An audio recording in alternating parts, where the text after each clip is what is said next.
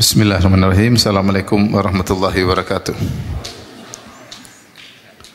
Alhamdulillahi ala ihsani wa syukru lahu ala taufiqihi wa amtinani wa asyhadu an la ilaha illallah wahdahu la syarika lahu ta'ziman li sya'nih wa asyhadu anna Muhammadan abduhu wa rasuluhu da'ila ridwanih. Allahumma salli alaihi wa ala alihi wa ashabihi wa ikhwanih. Hadirin hadirat yang dirahmati Allah Subhanahu wa taala. Kita lanjutkan bahasan kita bab berikutnya dari kitab Al-Adabul Mufrad, bab ke-116, babu imatatil adha, bab tentang menghilangkan gangguan. Itu di antara bentuk sedekah segala yang ma'ruf, dan di antara bentuk yang ma'ruf perbuatan baik adalah menghilangkan gangguan dari jalan di antaranya. Al-Imam Al-Bukhari berkata, qala hadatsana Abu Asim an Aban bin Sam'ah an Abi Al-Wazi' Jabir an Abi Barzah Al-Aslami qala, dari Abu Barzah Al-Aslami radhiyallahu anhu, beliau berkata, qultu ya Rasulullah, wahai Rasulullah, dullani ala amalin yudkhilunil jannata, tunjukkanlah kepadaku amalan yang masukkan aku ke dalam surga. Qala amitil adha an tariqin nas, hilangkan gangguan dari jalan orang-orang, ya. Amitil adha an tariqin nas, hilangkan gangguan dari jalan yang dilewati oleh manusia. Ini adalah bab setelah bab kullu ma'rufin sadaqah. Sebelumnya sudah kita jelaskan setiap perkara yang ma'ruf adalah sedekah. Dan kita tahu bahwasanya namanya ma'ruf, kebaikan itu bentuknya banyak. Dan di antara ma'ruf yang baik adalah, yang sangat dianjurkan adalah menghilangkan gangguan dari jalan manusia. Di sini lihat bagaimana Abu Barzah Al-Aslami ingin ditunjukkan suatu amalan yang bisa masukkan ke dalam surga. Ternyata Rasulullah SAW menunjukkan amalan yang tidak susah-susah banget, yaitu amal yang sederhana, tetapi jika dikerjakan dengan keikhlasan dan ketulusan, maka bisa merupakan sebab masuk surga, yaitu imatatul adha anit tariq, menghilangkan gangguan dari jalan. Padahal dalam hadis yang lain Rasulullah SAW mengatakan, al-imanu bid'un wa sab'una syu'bah, iman itu 70 sekian cabang. A'laha kalimatul la ilaha illallah, yang paling tinggi kalimat la ilaha illallah, wa adnaha, dan yang paling rendah imatatul adha anit tariq, menghilangkan gangguan dari jalan. Wal haya'u syu'batun min syu'abil iman, dan rasa malu adalah cabang dari cabang-cabang keimanan. Di sini Nabi menjelaskan bahwasanya di antara cabang keimanan yang paling rendah adalah menghilangkan gangguan dari jalan. Artinya pekerjaan yang mudah, lihat sesuatu itu tinggal kita hilangkan dari jalan. Namun ternyata amal yang kelihatannya sepele ini, yang merupakan cabang keimanan paling rendah, bisa menyebabkan orang masuk surga. Bukankah Abu Barzah Al-Aslami berkata, dullani ala amalin yudkhilunal jannah, tunjukkanlah kepadaku amalan yang bisa masukkan ke dalam surga. Nabi mengatakan, hilangkan gangguan dari jalan. Jadi dari sini semakin menguatkan kepada kita bahwasanya kita jangan menyepelekan kebaikan apapun, karena kita tidak tahu kebaikan mana yang diridhai oleh Allah, kebaikan mana yang diberkahi oleh Allah, kebaikan mana yang menyebabkan seorang bisa masuk surga. Rasulullah SAW bersabda, la tahkiranna minal ma'rufi syai'an walau an talqa akhaka biwajhin taliq. Janganlah meremehkan kebaikan sedikit pun, meskipun hanya sekedar tersenyum ketika bertemu dengan saudara, ya.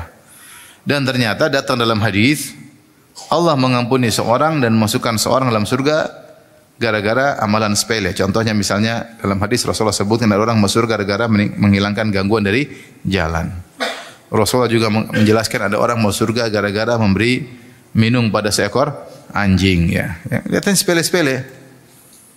Maka dari sini jangan pernah kita meremehkan kebaikan apapun kalau bisa kita kerjakan, dan jangan pernah meremehkan kebaikan orang lain yang orang lain lakukan. Bisa jadi kita seorang menyumbang misalnya dengan miliaran. Lihat orang cuma memberi bagi-bagi nasi goreng kepada sebagian orang miskin. Dia mungkin sepelekan, apa sih? Cuma biaya berapa dibandingkan apa yang saya keluarkan. Tapi kita enggak tahu yang ikhlas yang mana.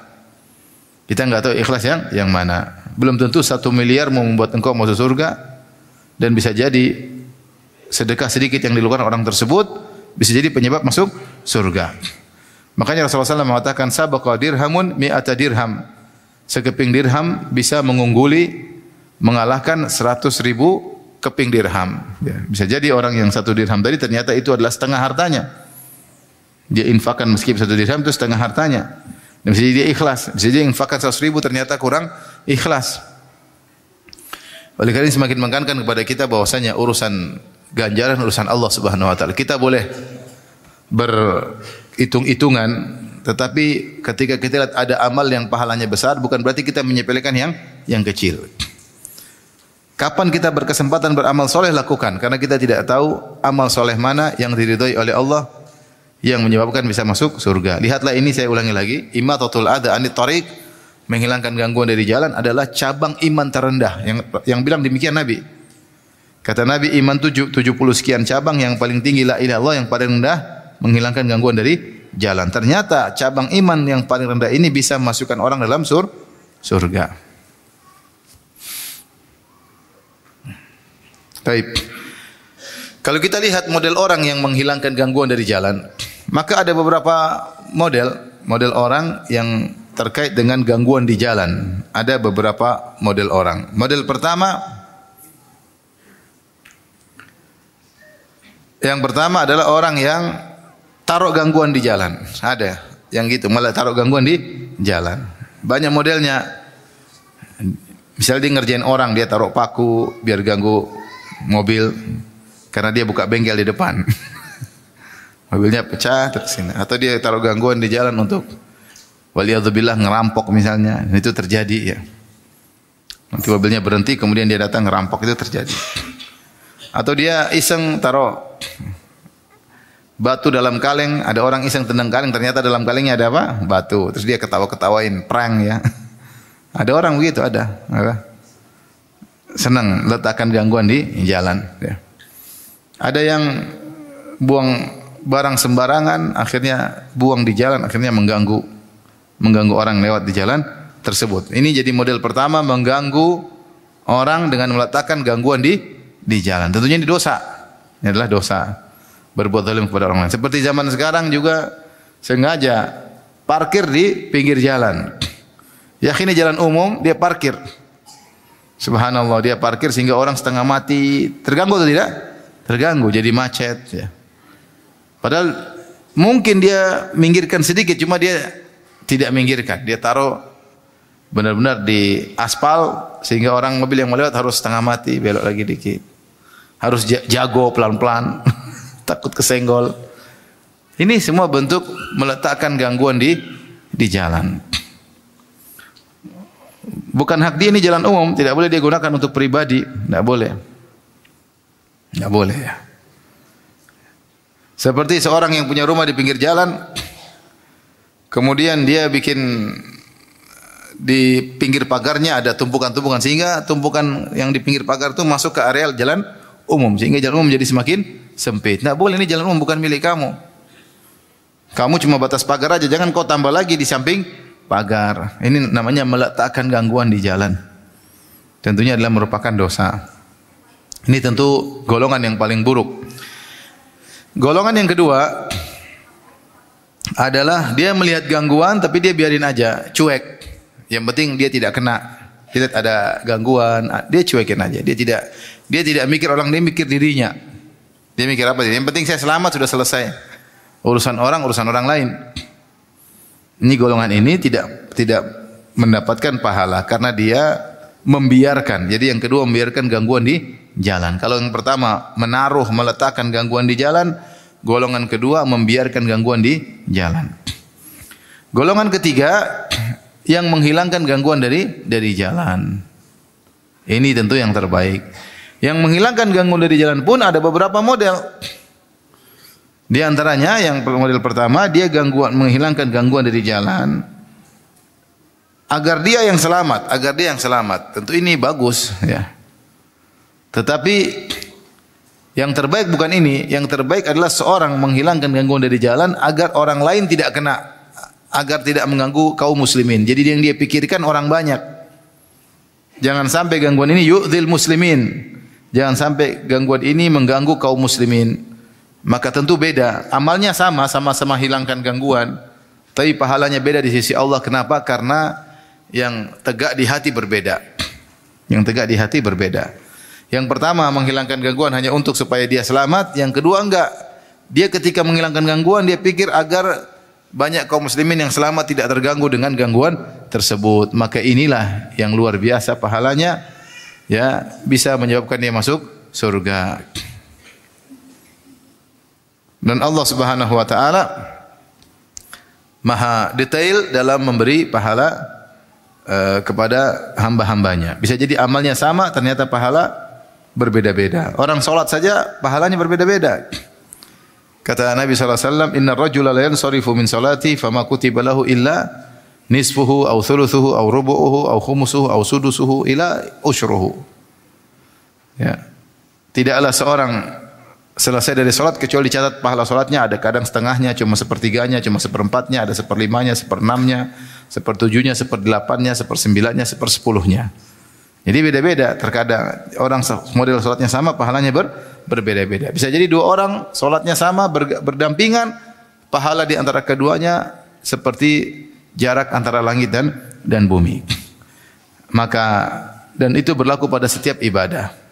Pada setiap ibadah, nuntut ilmu, berjihad, berbakti kepada kedua orang tua, baca Quran, tentu beda. Tidak sama orang baca Quran sekedar baca dengan orang yang mentadaburi dengan fokus. Tentu tidak sama. Tidak sama orang baca Quran dia hanya sekedar baca, pikirannya kemana-mana, dengan orang yang fokus. Lihat ini masalah menghilangkan gangguan dari jalan. Tidak sama antara orang menghilangkan gangguan dari jalan sekedar mikirnya yang penting saya selamat, dengan orang menghilangkan gangguan dari jalan dengan berpikir agar tidak mengganggu kaum muslimin lainnya. Maka pahalanya berbeda. Tapi hadis berikutnya Al-Imam Al-Bukhari berkata, qala hadatsana Musa qala hadatsana Wuhaib an Suhail an abihi an Abi Hurairah radhiyallahu anhu anin Nabi sallallahu alaihi wasallam. Dari Nabi sallallahu alaihi wasallam annahu qala, beliau berkata, marra rajulun muslimun bi syaukin fi tariq. Ada seorang muslim berjalan, dia melewati ada duri di jalan. Faqala, maka dia berkata, la umitanna hadza syauka la yadhurru rajulan musliman. Aku akan menghilangkan duri ini, meminggirkan duri ini supaya tidak mengganggu seorang muslim pun, yang dia pikirkan orang lain nih. Yang dia pikirkan masyarakat. Duri ini biar tidak mengganggu seorang pun. Maka apa kata Nabi sallallahu alaihi wasallam? Faghufira lahu, maka dia pun diampuni oleh Allah Subhanahu wa taala. Diampuni berarti masuk surga. Gara-gara duri yang dia lihat. Maka jangan sekali-sekali meremehkan amalan apapun. Urusan pahala urusan Allah.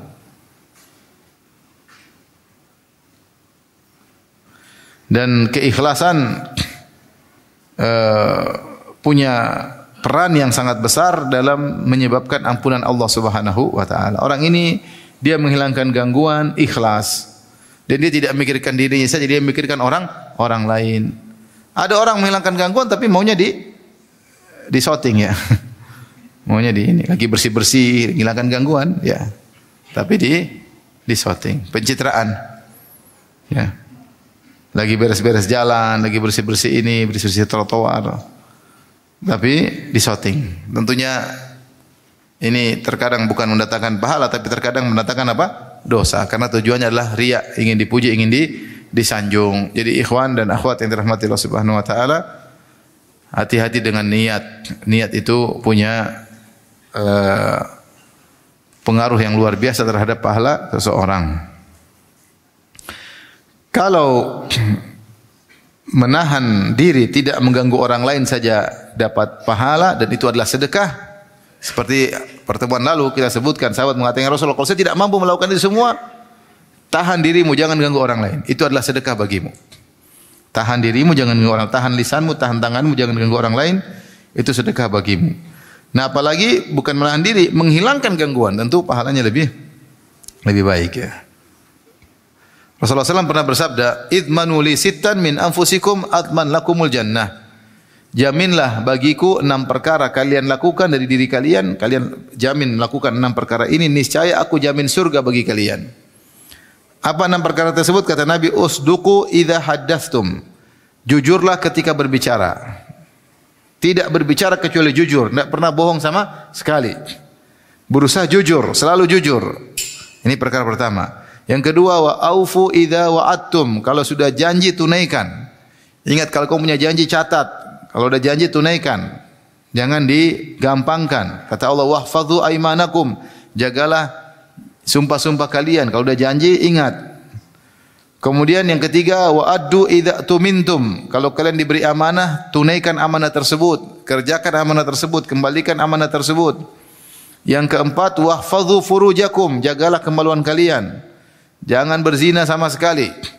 Wa ghuddu absarakum. Tundukkanlah pandangan kalian. Jangan biarkan mata kalian jelalatan melihat hal-hal yang tidak boleh untuk dipandang. Kalau terlihat segera istighfar, tundukkan pandangan. Wa kuffu aydiyakum. Dan yang keenam, tahanlah diri kalian tidak menzalimi orang lain. Jika kalian melakukan 6 perkara ini, niscaya aku jamin surga bagi kalian. Ulangi yang pertama, usduqu idza haddatstum, jujur kalau bicara, kalau berjanji tunaikan, kalau diberi amanah dikembalikan, ditunaikan, jaga kemaluan, tundukkan pandangan, tahan diri. Nah, kalau tahan diri saja dari menzalimi orang lain, jangan saya menzalimi orang lain, itu pahala, sesuatu yang ma'ruf, apalagi menghilangkan gangguan dari jalan, ya.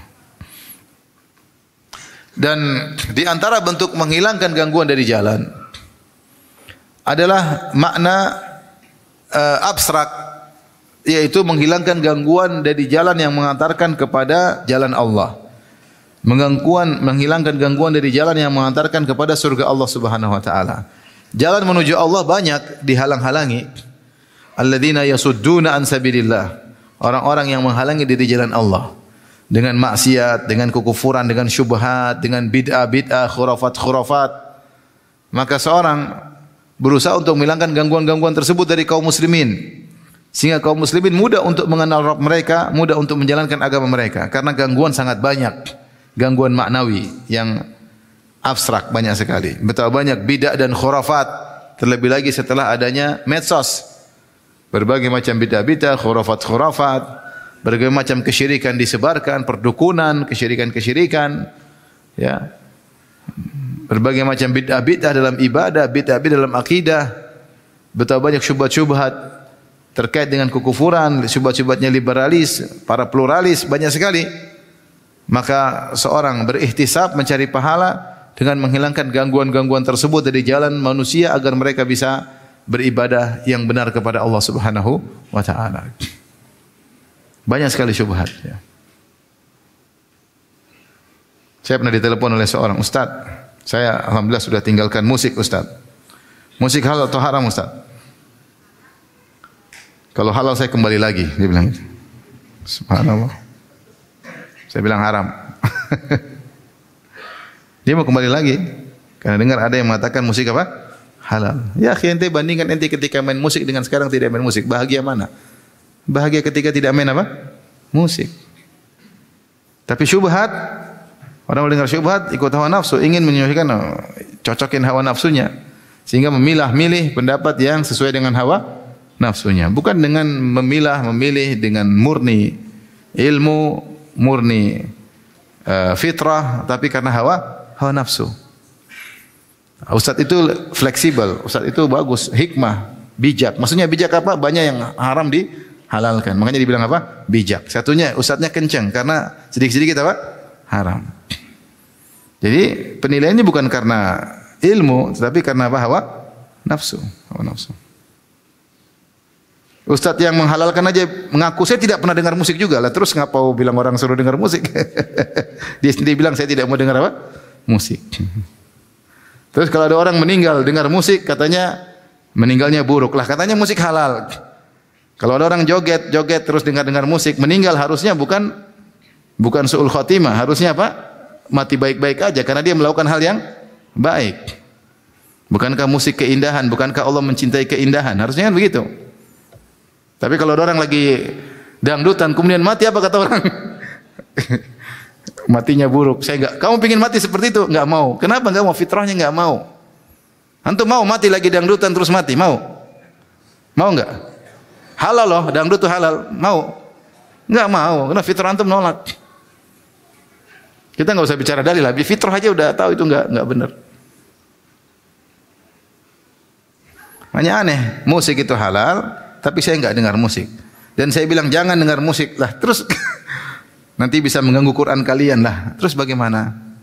Maksudnya bagaimana Ustaz? Nah, saya pernah ditelepon seperti itu, Ustaz, musik halal. Saya mau kembali lagi main musik. Ya namanya orang banyak keperluan, dia main musik mungkin untuk kebutuhan ekonominya, mungkin untuk kesenangannya.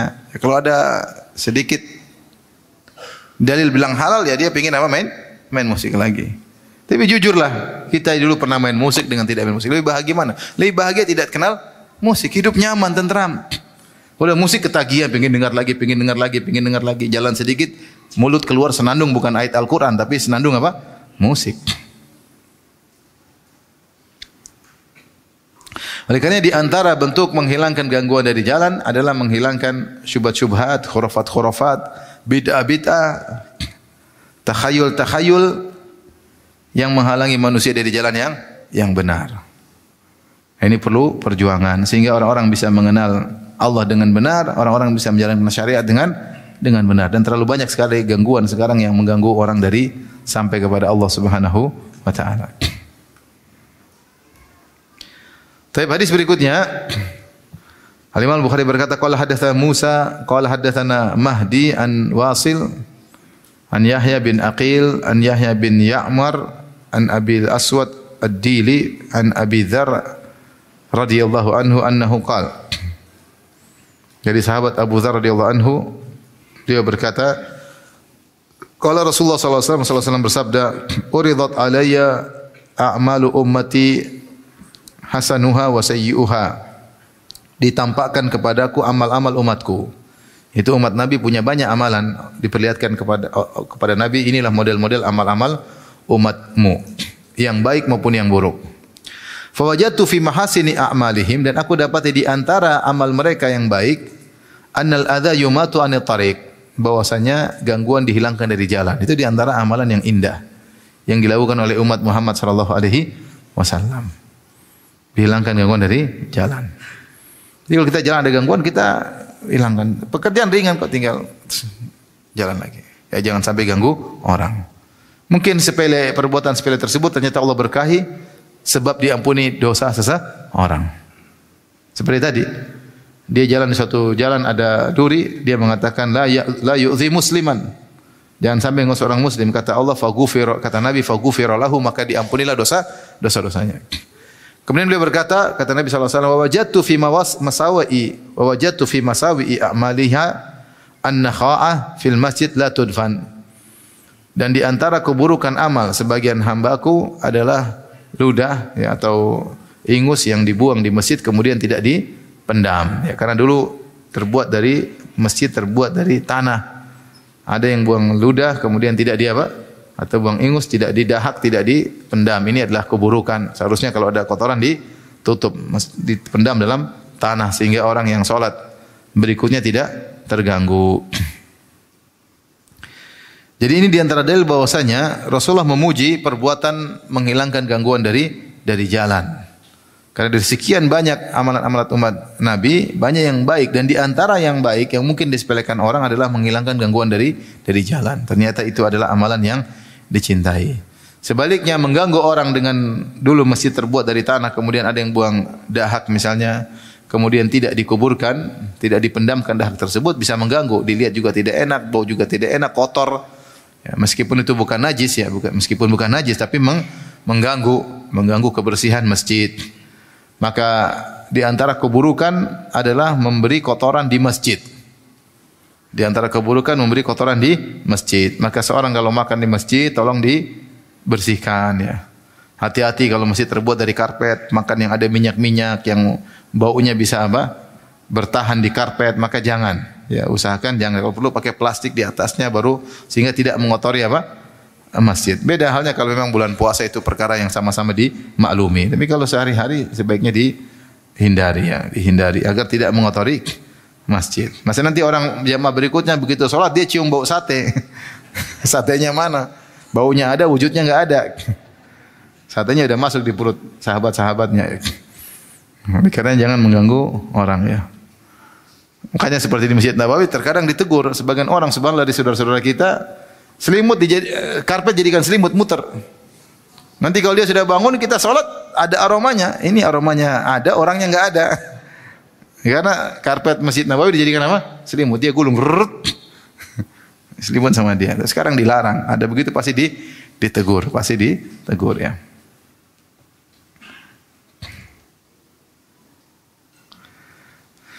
Baik, bab berikutnya, bab qaulul ma'ruf, tentang perkataan yang baik, perkataan yang baik.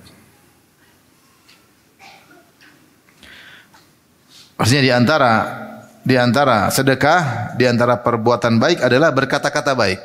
Dan hadis yang tentang terkait hal ini sangat banyak.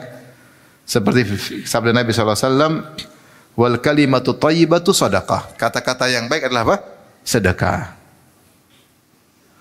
Wa qulu linnasi husna, ucapkanlah kata yang baik bagi orang-orang. Ucap kata yang baik. Kata Allah, wa qul li ibadi yaqulu allati hiya ahsan. Inna syaitana yanzagu bainahum. Katakanlah kepada hamba-hambaku untuk mengucapkan perkataan yang terbaik. Karena syaitan mudah mengadu domba di antara mereka.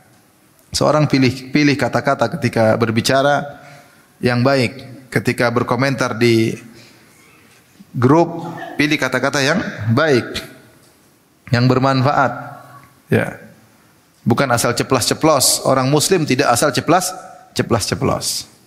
Dia memikirkan apa yang dia ucapkan. Bukan dia ucapin dulu baru mikir belakangan. Enggak. Dia mikirkan apa yang dia ucapkan. Ya.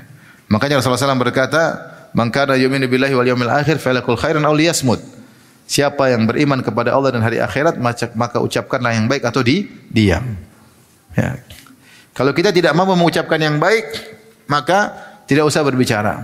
Kalau kita ragu ini baik atau tidak, enggak usah berbicara, enggak usah spekulasi. Enggak usah berbicara. Kalau kita yakin baik, ucapkan. Kalau kita yakin baik, adakah kalimat yang lebih baik lagi daripada ini? Ucapkan yang lebih baik. Karena Allah mengatakan, wa qul li ibadi yaqulu allati hiya ahsan. Katakanlah kepada hamba-hambaku, ucapkanlah yang terbaik. Dan biasakan diri seperti itu. Berbicara dengan anak-anak, berbicara dengan siapa? Suami, berbicara dengan istri, berbicara dengan orang tua, berbicara dengan kawan. Pilih kata-kata yang terbaik. Biasakan ya. Sehingga menjadi sajiyah, menjadi suatu perangai pada seseorang. Tidaklah dia berbicara kecuali dia memilih ya. Bukan kalau mau maki baru pilih perkataan yang paling apa? Menyakitkan yang mana nih? Pilih kata yang paling apa? Menyakitkan. Pilih hewan yang paling apa? Menyakitkan. Kalau sapi kurang keren. Paling keren celeng. Wah, keren. Bila pilih kata yang kotor ngapain dia? Kita disuruh milah-milih kata yang baik, bukan milah-milih kata yang apa? Kotor. Taib. Imam Bukhari berkata, qala haddatsana Bishr bin Muhammad qala akhbarana Abdullah qala akhbarana Abdul Jabbar ibn al-Abbas al-Hamdani atau al-Hamdani an Adi bin Thabit an Abdullah bin Yazid al-Khatmi qala Rasulullah sallallahu alaihi wasallam. Rasulullah SAW bersabda, kullu ma'rufin sadaqah. Setiap kebaikan adalah sedekah. Setiap kebaikan adalah sedekah. Di antara sekian banyak kebaikan yang merupakan sedekah, Imam Bukhari bawakan dalam bab qaulul ma'ruf, itu kata-kata yang baik, kata-kata yang baik ya. Maka seorang berusaha mencari pahala dengan kata-kata. Dan sering saya sampaikan bahwasanya di antara yang mewakili kata-kata adalah tulisan. Di antara yang mewakili kata-kata adalah apa? Tulisan. Karena Allah menjadikan alat untuk mengungkapkan isi hati dua. Yang pertama adalah lisan, yang kedua adalah tulisan. Ya.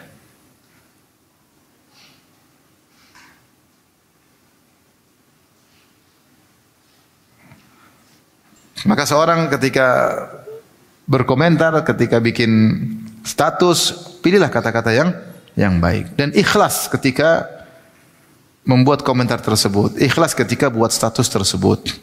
Karena berkata-kata yang baik ibadah. Menulis kata-kata yang baik juga apa? Ibadah. Berkomentar yang baik juga adalah ibadah.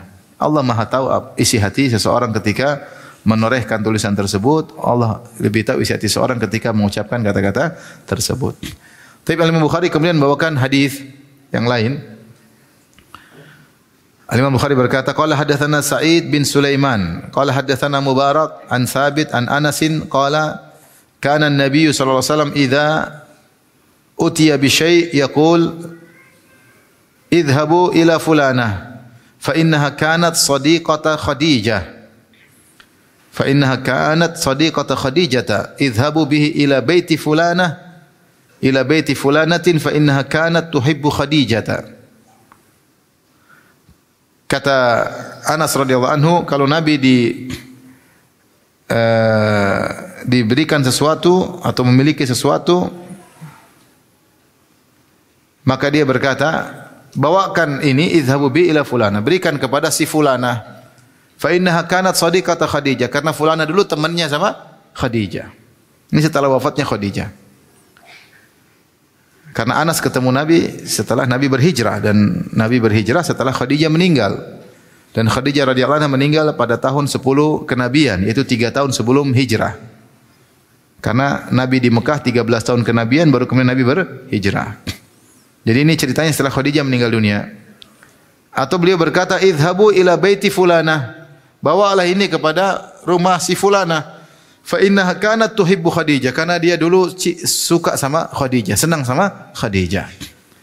Jadi Rasulullah SAW adalah zaujun wafiyun. Beliau adalah suami yang benar-benar setia, ya, sampai meskipun istrinya sudah meninggal, sehingga dia pun mengingat kebaikan istri meskipun istrinya sudah meninggal. Maka dalam hadis, seperti dalam hadis Aisyah kalau tidak salah, Rasulullah SAW terkadang menyembelih kambing. Kemudian Rasulullah SAW mengatakan, bagikan kambing-kambing ini potongan-potongan kepada teman-temannya siapa? Khadijah. Sampai seringnya begitu sampai Aisyah cemburu. Kata Aisyah, Khadijah melulu. Apa tidak ada wanita selain siapa? Khadijah. Bayangkan yang masih hidup cemburu kepada yang sudah meninggal dunia. Aisyah, dia dicemburuin sama istri-istri lain. Dia sendiri cemburu kepada yang sudah meninggal. Kenapa? Karena begitu sayangnya Nabi kepada Khadijah. Maka Khadijah dibela oleh Nabi sallallahu alaihi wasallam. Rasulullah berkata, "Amanat bi id kafara biyan nas." Dia yang beriman kepadaku ketika seluruh manusia kafir kepadaku. Wa wasatni bimaliha id haramani an-nas. Dia membantuku dengan hartanya, seluruh hartanya untuk dakwah, sementara orang tidak ada yang bantu aku sama sekali. Bukan cuma itu, Nabi berkata, dan dia kasih aku anak, sementara istri-istri yang lain tidak kasih apa? Anak. Jadi meskipun Aisyah cemburu radhiyallahu anha, seakan-akan silakan cemburu, tetap Rasulullah membela siapa? Khadijah. Ya. Makanya kalau ada saudarinya Khadijah datang kemudian, "Assalamualaikum," suaranya mirip Khadijah, Rasulullah semeringah kalau bahasa apa? Jadi ingat suaranya siapa? Khadijah. Di antara kesetiaan Nabi SAW, meskipun Khadijah sudah meninggal, dia tidak lupa dengan kebaikan Khadijah. Maka dia pun bagi-bagi pemberian kepada teman-temannya Khadijah. Ini kenapa? Ini temannya Khadijah. Ini kenapa? Ini dulu sayang sama Khadijah. Makanya dalam Islam ada yang seperti itu. Syariat seperti ini. Seperti Rasulullah mengatakan, "Inna min abarril bir," sudah pernah kita sampaikan, "silatul rajuli wudda ahli abihi." Silatul rajuli wudda ahli abihi. Silatul rajuli ahla wuddi abihi. Di antara bentuk berbakti kepada ayah adalah menyambung kebaikan kepada kerabat teman ayah ba'da an yuwalli, setelah ayah meninggal dunia. Ini sudah kita pernah sampaikan. Misalnya kita punya teman, ayah kita meninggal, temannya juga sudah meninggal. Tapi teman ini punya anak. Oh, ini anaknya teman bapak saya. Maka kita baikin anak teman bapak. Kenapa? Karena bapak. Seandainya bapak kita masih hidup, dia tentu bangga. Anak kamu kemarin ditraktir sama anak saya kan? Oh, dia bangga atau tidak? Bangga ya. Sama kira-kira kalau Khadijah masih hidup, dia senang enggak? Kalau ternyata suaminya kasih hadiah kepada teman-temannya? Senang, berarti kan suaminya memuliakan dia dengan memberi hadiah kepada teman-temannya. Maka demikian, kalau orang yang kita cintai sudah meninggal dunia, kita berusaha berbuat baik dengan orang-orang yang dekat dengannya. Kalau kita punya ibu, ibu kita sudah meninggal, dia punya teman masih hidup, yang dulu teman dekat ibu kita, bantu dia. Kasih hadiah, senangkan dia. Ya. Sebagaimana Nabi SAW, Khadijah sudah meninggal, dia tetap berbuat baik kepada teman-temannya Khadijah. Apakah makanan berupa makanan atau minuman atau kaldu atau apa yang bisa dikasih. Taib. Di sini yang menjadi perhatian kita adalah Rasulullah mengajarkan mengucapkan kata-kata baik, bawa sana ke rumah itu, berikan ke rumah itu, ya. Dan kita bisa bersedekah dengan mengajarkan kata-kata baik kepada anak-anak kita. Misalnya kita bilang kepada kita, antarkan kue ke paman-paman kalian. Itu paman kalian, ya. Jangan malas. Itu adiknya Abi, itu kakaknya Abi. Ayo sana. Ya, ini kata baik, mengajarin mereka untuk berbuat apa? Baik. Misalnya ibu kita mau datang, kita bilang sebentar lagi mbah datang, jangan lupa cium kening mbah. Semuanya ya, cium kening mbah. Itu uminya Abi. Dulu Abi dirawat sama Umi. Dulu Abi dalam perut Umi. Jadi anak-anak ngerti. Kita ngajarin apa? Kebaikan. Atau kita bilang istri, sayang sudah kirim makanan dong ke tetangga. Itu tetangga kita. Rasulullah suruh kita berbuat baik kepada tetangga. Ini kata-kata baik seperti ini dapat pahala. Itu sayang di sebelah ada janda, kasihan. Suaminya sudah meninggal. Maksud lu ya bantu dong. Nah, gitu lah kata-kata baik ya. Udah nenek-nenek sayang. Ada kawan bilang, istri saya boleh suruh saya poligami. Saya minta izin, dia bilang boleh. Cuma waktu dia jawab, dia tidak buka mulut. Sana, saya pergi. Mulutnya enggak kebuka katanya. Itu namanya enggak ngizinin, itu namanya apa? Ngomel. Mana kawin lagi? Mulutnya enggak dibuka. Intinya dengan kata-kata begini dapat pahala karena kata-kata baik, ngajarin istri untuk berbaik sama tetangga. Kasihan itu di depan rumah ada penjual tuh, kasihan enggak laku-laku, kasih beli aja, kasihan enggak laku. Misalnya kita ngajarin kebaikan. Beli itu jual es musim dingin, hujan-hujan enggak ada yang beli. Beli esnya dah. Beli simpan dalam kulkas sampai musim panas baru minum. Kasihan dia ya. Ini perkataan baik ya. Kita ajarkan anak-anak kita sambung silaturahmi, itu tante, itu om, itu semua kerabat. Ya. Seperti Nabi mengatakan bahwa ini bagi kepada temannya Khadijah. Ini salah satu kata-kata baik ya. Tapi hadis berikutnya, qala hadatsana Muhammad bin Katsir qala akhbarana Sufyan an Abi Malik al-Asja'i an Rib'i an Hudzaifah qala nabiyyukum, dari Hudzaifah radhiyallahu anhu, beliau berkata nabi kalian, kullu ma'rufin sadaqah. Setiap yang ma'ruf adalah sedekah. Ini sudah berlalu ya, dan ini kaidah umum bahwasanya setiap kebaikan adalah sedekah ya. Ini hiburan bagi orang-orang yang mungkin ekonominya tidak sebanyak teman-temannya ya. Maka dia berusaha bersedekah dengan cara yang lain. Baca Quran sedekah, bertahlil sedekah, bertasbih sedekah, ucapan kata-kata yang baik sedekah, menebarkan kebaikan sedekah, ikut dalam medan dakwah sedekah. Semua kebaikan adalah sedekah. Karena umur kita enggak tahu kapan dipanggil oleh Allah Subhanahu wa taala. Dan saya sering sampaikan, tidak ada orang meninggal harus dahulu dengan sakit. Baru kemarin temannya tiba-tiba meninggal. Sehat-sehat sesehat-sehatnya. Tidak ada tanda-tanda sakit sebelumnya. Tiba-tiba meninggal. Ya itu namanya apa? Sudah selesai ajalnya ya. Ya sudah selesai ajalnya. Ada orang juga kemarin katanya jago maraton, tahu-tahu sakit jantung, tahu-tahu pasang ring. Katanya jago maraton, tahu-tahu kenapa? Pasang ring. Tahu banyak orang juga olahragawan meninggal di tengah lapangan. Maksud saya, kita enggak tahu kapan kita dipanggil oleh Allah Subhanahu wa taala. Maka kapan kita bisa melakukan yang kebajikan, lakukan. Jangan pernah tunda, karena waktu terus bergulir, kesempatan untuk beramal soleh semakin apa? Sedikit. Saya sering sampaikan bahwasanya kita hidup di dunia ini seperti orang sedang diuji. Kita sedang dapat kertas ujian, soal terlalu banyak, kita sedang ngerjain. Tiba-tiba bisa saja sewaktu-waktu guru ngambil, sudah selesai waktu mau habis. Terkadang kita belum sempat masih minum kopi, belum sempat ngisi, tahu-tahu diambil. Nah, kalau kita sudah fokus ngisi terus, tahu-tahu diambil, kita punya uzur di hadapan Allah. Saya lagi ngisi, diambil. Selesai. Maka kapan bisa berbuat baik, berbuat baik. Ya, jangan pernah pelit. Ya. Baik, kita lanjutkan bab berikutnya.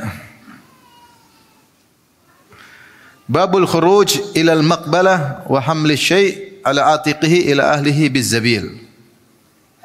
Bab tentang keluar pergi ke al-maqbalah, tempat sayur mayur, yaitu kebun sayur mayur, kemudian mengambil sayur mayur tersebut, kemudian digantungkan di pundak atau digantung, diangkat, dipikul di pundak untuk dibawa ke rumah bizabil, yaitu dengan keranjang. Maksudnya Imam Bukhari mengatakan di antara kebaikan adalah kita cari nafkah buat apa? Anak istri.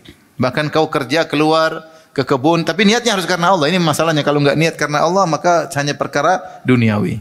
Kaidah mengatakan la ajra illa an hisbah. Tidak ada pahala kecuali dengan berniat karena Allah. Kalau enggak berniat karena Allah hanya perkara duniawi. Bahkan engkau pergi ke kebun, metik sayur mayur, kau bawa, kemudian berikan kepada anak istri, kau dapat pahala. Semua kegiatanmu dari pergi sampai pulang semuanya berpahala. Karena itu merupakan sedekah, karena itu merupakan ma'ruf, perkara yang baik. Taib, Al-Imam Bukhari membawakan hadis yang cukup panjang. Beliau berkata rahimahullah taala, qala haddatsana Ishaq bin Makhlad an Hammad bin Usamah an Mis'ar qala haddatsana Umar bin Qais an Amr bin Abi Qurrah Al-Kindi qala arada abi ala Salman ukhtahu. Kata Amr bin Abi Qurrah, dia mengatakan ayahku yaitu Abu Qurrah Al-Kindi menawarkan kepada Salman untuk menikahi saudari perempuannya, yaitu adiknya atau kakaknya. Dan ini bukanlah perkara aib, ya. Kalau seorang melihat ada orang soleh, maka hendaknya dia kesempatan dia tawarkan adiknya, dia tawarkan kakaknya. Karena kita tahu kebahagiaan tidak didapatkan kecuali di sisi suami yang apa? Soleh. Suami yang soleh itu kalau dia sayang kepada istrinya tentu dia akan berbuat sebaik-baiknya. Kalau dia pun tidak suka sama istrinya, dia tidak akan mendoliminya. Kenapa? Dia bertakwa kepada Allah Subhanahu wa taala. Dan ini sunnah yang berlaku. Bukankah mertuanya Musa alaihissalam menawarkan putrinya, "Inni uridu an unkihaka ihda badatayya hataini ala an ta'jurani thamaniya hijaj." Wahai Musa, aku ingin menikahkan engkau dengan putriku. Dia yang tawarin. Benar, asalnya laki-laki yang cari perempuan. Tapi kalau ada kesempatan, ini adalah seorang soleh, seorang amanah, maka tidak mengapa seorang ayah menawarkan putrinya sebagaimana mertuanya Nabi Musa menawarkan putrinya kepada Nabi Musa. Aku ingin nikahkan engkau dengan salah seorang dari kedua putriku. Akhirnya Musa alaihissalam menikah. Sebagaimana ketika suami Hafsah bintu Umar meninggal dunia, maka Umar menawarkan Hafsah kepada para sahabat. Umar menawarkan kepada Abu Bakar. Abu Bakar bilang, nanti lihat. Terus Umar menawarkan kepada Utsman. Utsman bilang, nanti saya pikir-pikir. Terus setelah itu dia bilang, sepertinya saya belum mau menikah. Jadi masalah Abu Bakar. Abu Bakar bilang nanti. Terus tidak ada jawaban. Umar jengkel juga sama Abu Bakar. Ditawarin kok diam-diam. Bilang kalau enggak, kalau iya. Abu Bakar apa? Diam-diam. Utsman jelas. Dia bilang, saya pikir dulu. Setelah itu ketemu lagi, badali, menurutku aku tidak menikah hari-hari ini. Abu Bakar ketemu lagi, diam-diam aja. Ini gimana Abu Bakar? Ternyata Hafsah dilamar oleh siapa? Nabi sallallahu alaihi wasallam. Maksud saya Umar menawarkan putrinya. Dan ternyata Abu Bakar sangat bijak. Ternyata Abu Bakar ketemu lagi, kata Abu Bakar, wahai Umar, sepertinya kau marah waktu itu. Tapi Abu Bakar jelaskan, kenapa saya tidak jawab? Karena saya dengar Nabi sebut-sebut Hafsah. Nabi sudah sebut Hafsah, ini bisa jadi Nabi nikahi siapa? Hafsah. Tapi Nabi belum tegaskan, saya nunggu. Kalau Nabi enggak jadi, saya yang maju. Maksudnya begitu. Nah, saya enggak mungkin bilang iya atau tidak karena tunggu keputusan siapa? Nabi. Kalau saya bilang enggak, ternyata Nabi juga enggak, kan gimana? Jadi Abu Bakar justru sangat setia, ya. Kalau Utsman jelas saya tidak jadi nikah. Abu Bakar enggak, dia enggak jawab karena kondisi tadi. Karena Nabi sudah sebut-sebut Hafsah. Kalau jadi ya sudah, enggak mungkin saya. Dan saya tidak mungkin bilang sama kamu Nabi sudah sebut-sebut Hafsah karena ini rahasia siapa? Nabi sallallahu alaihi wasallam. Makanya saya tidak kasih jawaban sama sekali. Maksud saya ini jelas bahwasanya seorang menawarkan apa? Putrinya kepada orang lain. Ada seorang syekh cerita sama saya.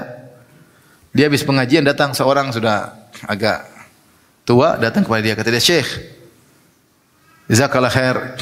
Gini Syekh, saya punya putri. Gimana kalau kau nikahi putri saya?" Langsung ditawarin. Maksudnya istri kesekian. Kata Syekh tersebut, kayaknya saya belum mau nikah.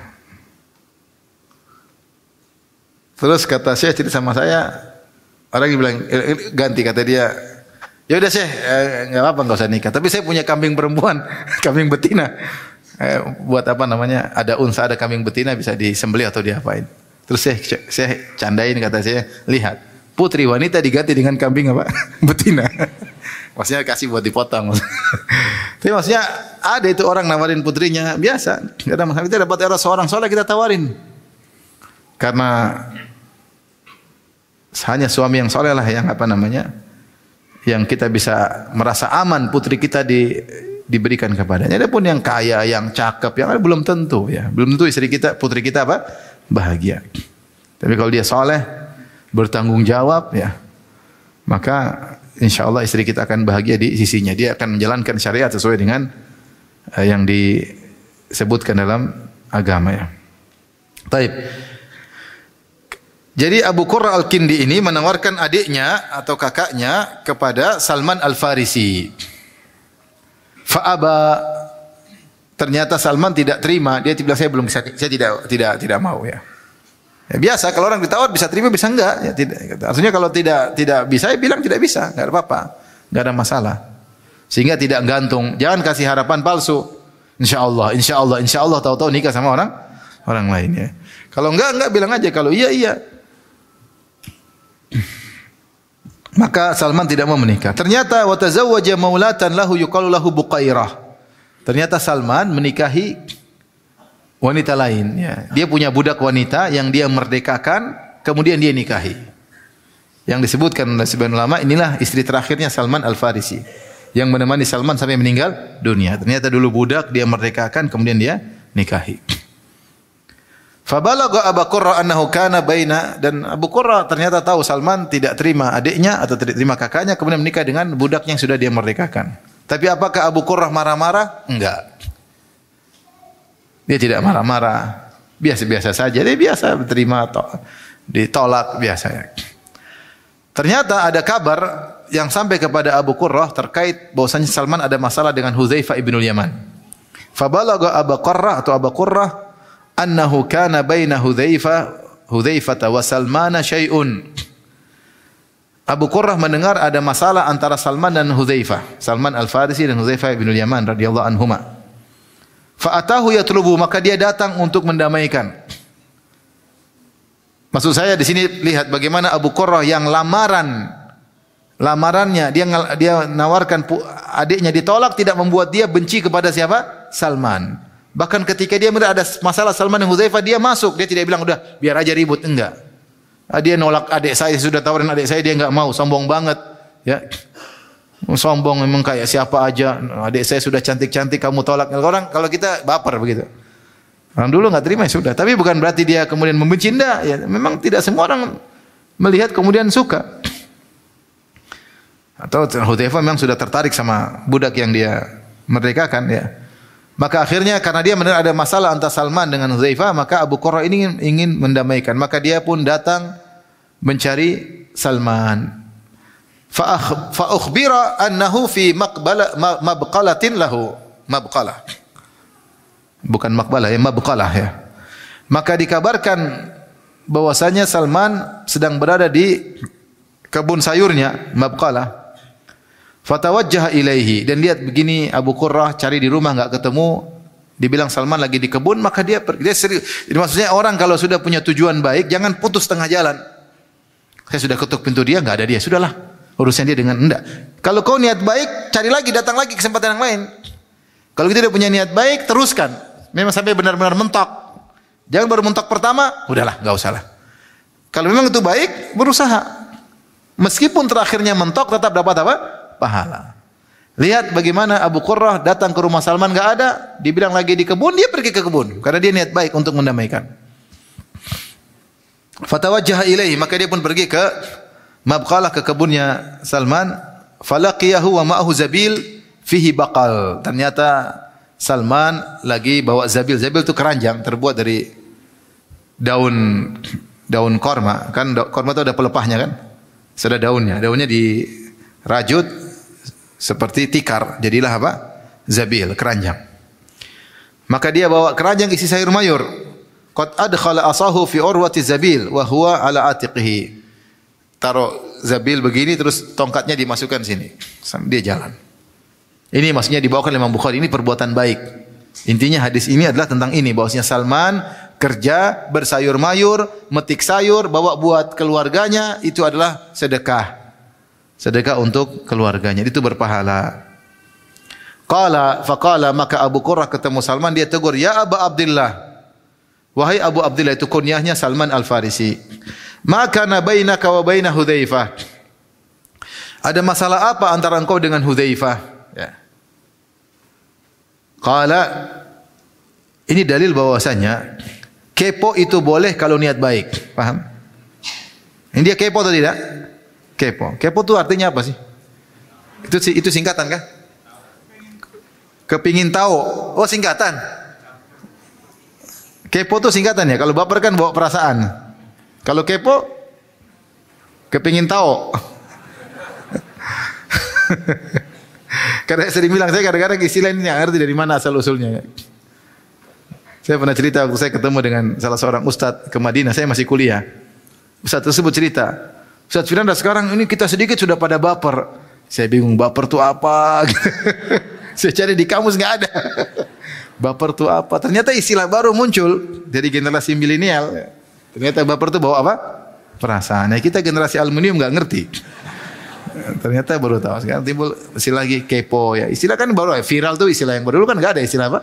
Viral, kepo. Jadi di sini Abu Qurrah kepo, pingin tahu, tapi kepo ini tidak mengapa karena niat kepo itu untuk perbaikan. Nggak ada masalah. Tapi kalau kepo nggak ada kerjaan, nggak ada manfaat di balik kepo tersebut, maka ini perbuatan tidak terpuji. Rasulullah mengatakan min husni islamil mar'i tarkuhu ma la ya'ni. Di antara keelokan Islam seorang meninggalkan yang bukan apa? Urusannya. Dan di antara selama saya tinggal di Madinah, saya bergaul dengan teman-teman Arab, di antara sifat yang saya dapati musyarak, sifat yang sama dari teman-teman Arab saya semua, mereka tidak ada yang kepo. Itu yang saya maksudnya, kita di tanah air kebanyakan apa?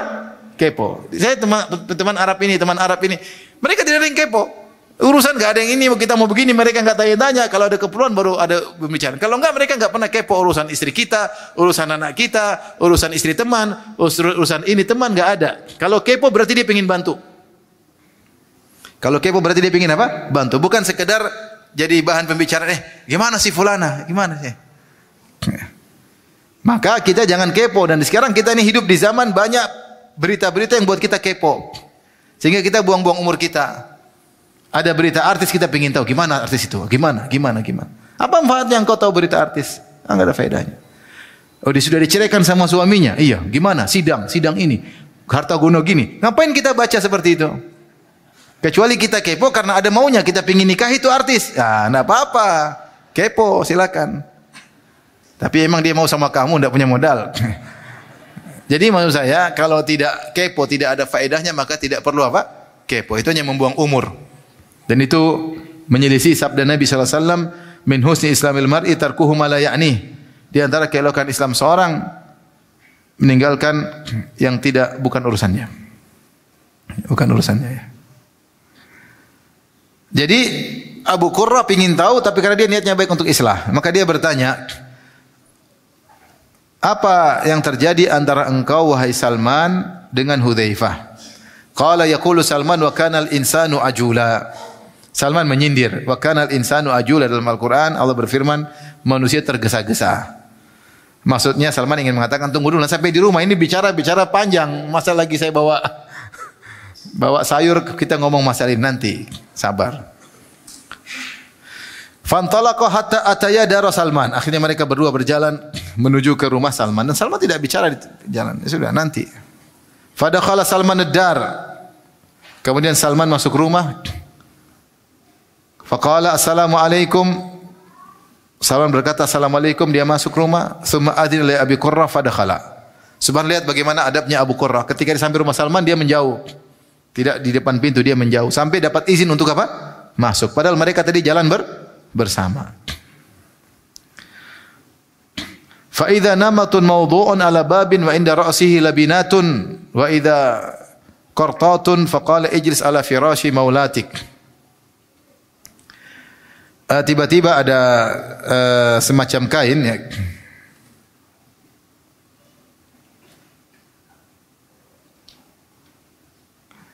Sini disebutkan makna dari namat, yaitu nau' minal busut, yaitu semacam permadani yang lembut, tidak tebal, tipis. Mawdu'un ala bab, terletak di pintu. Wa inda ra'sih labinat, dan di bagian ujungnya dikasihkan bata-bata ya. Bata ya, yang terbuat dari tin ya, disebut dengan labih atau labinah ya. Diletakkan di ujung kain tersebut, di atas bagian bisat ya, di atas bagian semacam permadani yang tipis tadi untuk menahannya sehingga tetap terjatuh. Syekh Abdul Razak ketika menyampaikan dia mengatakan maksudnya Salman di sebagian pintunya dikasih kain. Jadi kainnya, pintunya bukan berupa kayu tapi berupa apa? Kain atau permadani yang diletakkan batu supaya tidak jatuh. Sehingga kalau digoyang masuk tidak jatuh ya. Itu ada sebagian pintu yang seperti itu ya.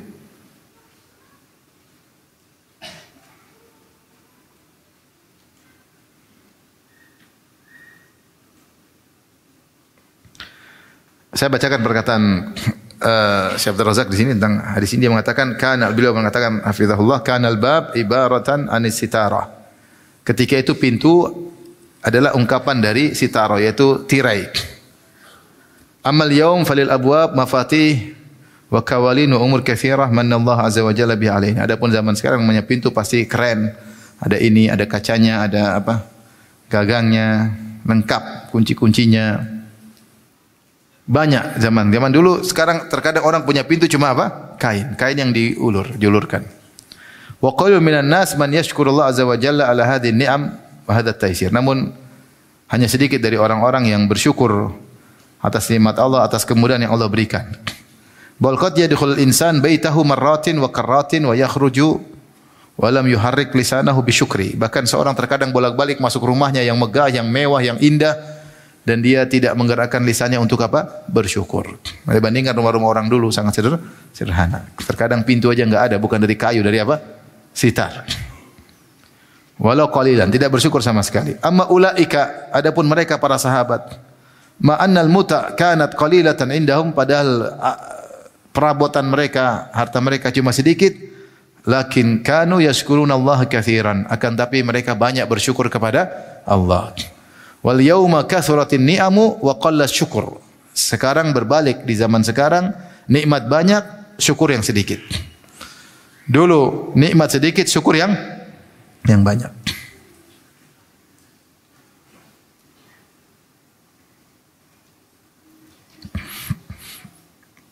Maka kemudian Abu Qurrah berkata, disediakan tempat duduk. Wa idza qartatun itu adalah suruj, yaitu kain yang diletakkan di atas pelana onta, jadikan tempat duduk. Dulu enggak ada kursi, cuma yang pakai kain yang diletakkan di onta untuk duduk, taruh untuk jadi tikar untuk duduk di rumah. Miskin. Kemudian Abu Qurrah berkata, "Ijlis ala firashi maulatika allati tumahid li nafsiha." Ya. Duduk di permadani milik budak perempuanmu yang telah kau nikahi. Dia, kan Abu Qurrah tahu, dia tawarkan adiknya ditolak. Sekarang Salman menikah dengan apa? Budak. Jadi dia singgung. Ini kan yang kau pilih, ini duduk. Sudah disiapkan buat kamu duduk. Ya. Thumma ansha'a yuhaddithuhu. Kemudian mereka pun berbicara. Maka Salman berbicara, Inna Hudzaifah kana yuhadditsu bi asya'a kana yaquluha Rasulullah sallallahu alaihi wasallam fi ghadabihi li aqwamin ya fu'tiya fa us'alu anha.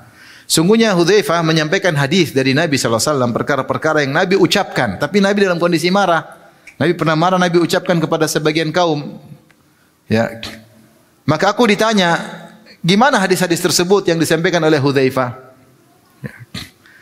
Fa'akul, maka Salman berkata, Hudzaifah a'lamu bima yaqul. Hudzaifah lebih mengerti apa yang dia ucapkan. Ini bentuk penghormatan Salman kepada siapa?